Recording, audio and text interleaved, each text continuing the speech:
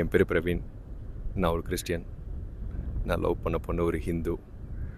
எங்கள் 2 பேருக்கும் 6 வருஷம் லவ்.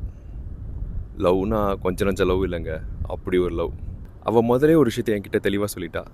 பிரவீன், என்னால் கிறிஸ்டியனாலாம் மாற முடியாதுடா, ஆனால் ஒன்று சொல்கிறேன், எப்பயுமே உன் கூட இருப்பேன் அப்படின்னு சொன்னால் அது எனக்கு ரொம்ப ஆறுதலாக இருந்துச்சு. அவங்களுக்கு சொந்தமாக ஒரு ஜிம் உண்டு. அந்த ஜிம்மில் ஒரு முஸ்லீம் தம்பி ஒர்க் பண்ணிகிட்டு இருந்தான். அவன் எங்கள் 2 பேருக்குமே நல்ல ஃப்ரெண்டு. சொல்லப்போனால் எங்கள் லவ்வில் நிறைய உதவி அந்த பையன் தான் பண்ணியிருக்கான். எப்போல்லாம் இவக்கிட்ட பேச முடியலையோ அந்த பையன் மூலியமாக தான் இவக்கிட்ட பேசுவேன் நான். இப்படி எல்லாமே ஸ்மூத்தாக போயிட்டுருக்கப்போ தான் அவங்க வீட்டில் ஒரு அலைன்ஸ் பார்த்தாங்க. மாப்பிள்ளை எல்லா விதத்துலையுமே என்னோட வசதி தான். இதுக்கு மேலே நம்ம காதில் வீட்டில் சொல்லாமல் இருக்க முடியாது பிரவீன். நான் சொல்ல போகிறேன்னு சொல்லிட்டு அவள் வீட்டில் விஷயத்தை ரிவீல் பண்ணுறா. அவங்க வீட்டில் நியூஸ் கேட்டதுமே செம்ம அடி அவளை போட்டு ஃபிசிக்கல் டார்ச்சர், ஹவுஸ் அரெஸ்ட் பண்ணுறாங்க. கடைசியில் ஃபோனையும் வாங்கி வைக்கிறாங்க. எனக்கு என்ன பண்ணுறதுனே தெரில. ரீச்சே பண்ண முடியல. அவளை தலையை பிச்சுக்கலாம் போல் இருந்துச்சு. அன்றைக்கி நைட்டு அந்த முஸ்லீம் பையன் ஃபோன்லேருந்து கால் வருது.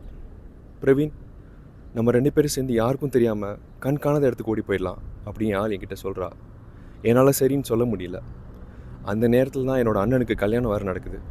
என்னால் எப்படி வீட்டை விட்டு வெளியே வர முடியும்? நான் ரொம்ப யோசித்து பார்த்தேன். நம்ம கூட அந்த பொண்ணு வந்து வாழ்ந்தா சந்தோஷமாக இருக்க முடியுமா, வசதியாக இருக்க முடியுமா? நீ பேசாமல் வீட்டில் பார்த்த பையனுக்கே ஓகே சொல்லிடுறியான்னு கேட்டேன். செம சண்டை.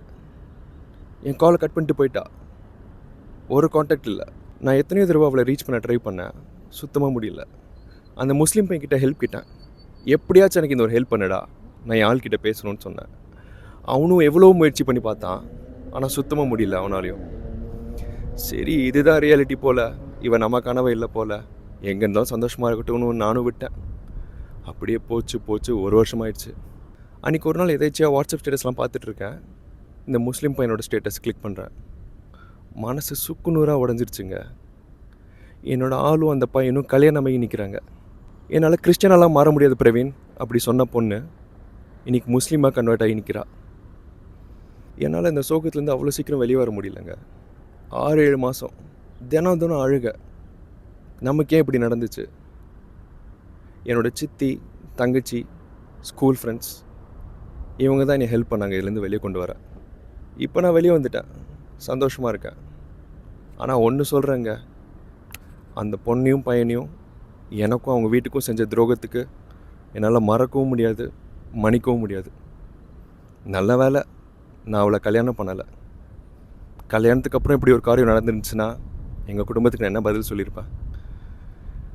எல்லாமே நன்மைக்கு தான். டாக் பேக் பண்ணலாம்.